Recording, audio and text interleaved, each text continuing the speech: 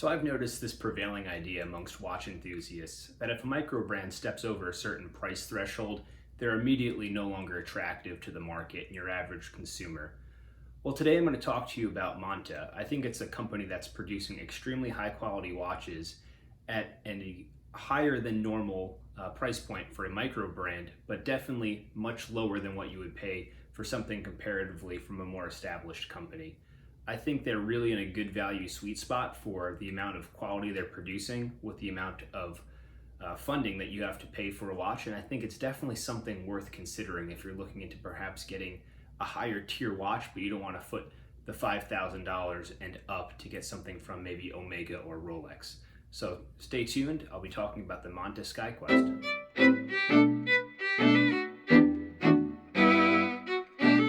So if you're looking to purchase a Monta, essentially your only option is going to be either purchasing it from their website or considering maybe getting it from a secondhand watch exchange.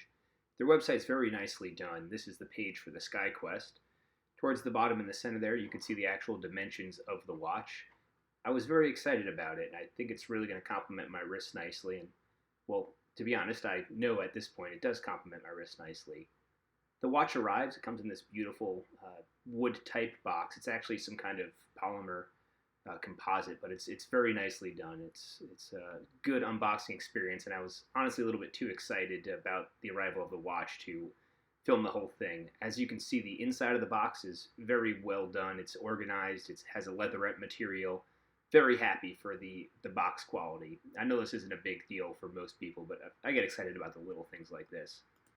So on wrist, this is probably the thing most people come here for. How does it look while being worn? As you can tell, it definitely hits that sweet spot for me. I do have a 6 3/4 inch wrist, and I don't really think there's much to say. It's a perfect sized watch. It looks great. I am absolutely impressed by the overall fit and finish of it. The ceramic bezel, the beveling. The watch came with a beautiful leather strap as well. You can see it's very high quality. I don't think I'm going to be wearing it too much on the leather, but once again, it's a nice option to have, and I think they do a great job. I'm sure you're aware too that Everest Straps is a co-company with Monta, so really really good experience building the straps. So taking the watch off for further inspection, the first thing I noticed was really how the interior chapter ring had a very nicely done 24-hour marking set. That, mixed with the fact you do have a 24-hour bezel, it makes it extremely easy to track multiple time zones, and that's exactly why I purchased this watch. Overall, really blown away by the fit and finish as well. Later down the line, you'll see a side-by-side next to a new Rolex I purchased, and very, very nicely done. Definitely up to par with the high-end Swiss watchmakers. So I'm definitely a bit of an enthusiast when it comes to clasps on watches. I think this one's really well done. I don't know why so many companies kind of glance over this thing. For most people, the clasp is the biggest interplay you have with your watch if it's not manual wound, so they really did not spare any expense that I noticed on developing this beautifully machined clasp, as well as the quick adjust. It's great. I mean, on-the-fly adjustments, no issue. It's super tactile. We do have a display case back as well. For, tool watches like this, I kind of am on the opinion that it's take it or leave it, but definitely not a poorly designed one by any means, and it's displaying the good ETA-based movement that they have. The crown's nicely signed as well, so that's a nice touch. Looking back at the dial, let me just brush some of this dust off here. Okay, much better. So there's these beautifully, nicely done applied indices. You can see that on the 3 and 9 o'clock as well as the 12 o'clock. They're a little bit bigger. At the 6 o'clock, you have a nice highlighted date window, so very well done. And then that GMT hand with that notch, I think, is very, very unique. It's beautifully done watch. Very good. We're going to go ahead and check out the bezel action here. So it's a 72-click bezel, and like I said, it has 24 hours worth of markings, so it makes it really, really easy to track 3 time zones, and I think that's a very unique feature. The inner chapter ring really is what makes it, because most true GMT watches, they're just going to have the 24-hour outer bezel and then your 12-hour handset on the inside, so really easy to kind of just track. So for example, I have the GMT hand set to Greenwich Mean Time, which I use pretty frequently. Then I have local time set with the traditional handset, and then the bezel I set to Eastern Time. I am in the Eastern Time zone at the moment, but I could change that as needed to make sure I'm not texting friends at 4 in the morning local time. Looking at the bracelet, really, really nicely machined. You can see each link is individually articulating, so that's nice. And then once again, just looking at the clasp here, very nicely done. So super, super high attention to detail, and very, very happy with what Monta has done with their interpretation of a GMT watch, and certainly looks lovely even if it's upside down at the moment. There we go. So I really wanted to focus a little bit more on just the quality control and the fit and finish on Monta. So side by side, I don't know how much you're going to really be able to get out of it, but it's my new Rolex Oyster Perpetual, and I can tell you really between feeling both watches, I think Monta definitely is, if not totally at the Rolex level, extremely close. It's definitely 90 to 95% there. Just looking at the bracelet alone, so my Rolex non-articulating, but the Oyster bracelet's fantastic. I don't know if you can see the high level of polish too. Just let me focus the camera there. Um, definitely kind of the gold standard when it comes to bracelets. Switching back over to the Monta for comparison, still nicely polished, even if I have a bit of smudging and fingerprinting on it at the moment. Uh, I can attest to the fact that it really is a very high quality watch, just side by side.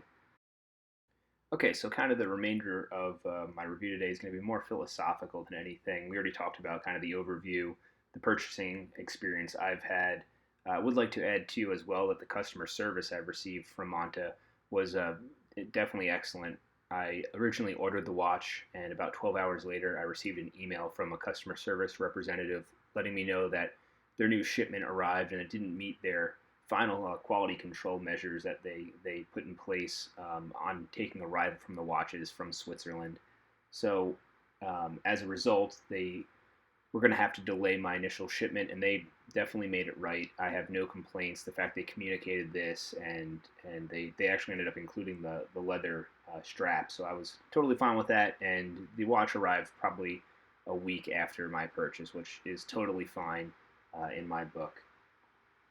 So Monta as a brand overall, I definitely am a fan of. I'm impressed with it, but I will say, just looking at some of the other reviews and some of the comments I've seen, it definitely can be polarizing to some individuals. And this is probably where I'm going to have a pretty unpopular opinion, but the watches are around $2,000. Okay, I think that is completely fair with the level of quality and the level of material craftsmanship that's going into these. I mean, we're talking ETA movements alone. You're looking at a couple hundreds of dollars.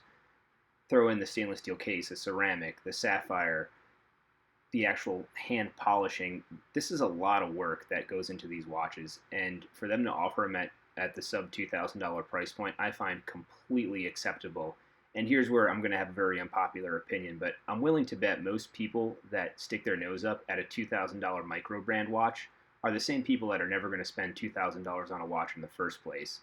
So that being said, I really do think if you're considering a GMT watch, if you're considering purchasing a watch from a small micro brand like Monta, they don't all have to be these $500 watches with Miyota movements. They can be really fine pieces as well. And I think if Monta can keep producing watches to this level of quality, they are certainly going to be a much bigger company in 10 to 15 years. And I'm happy to have supported them, particularly now too, when small businesses like this really could use some kind of patronage from the watch community.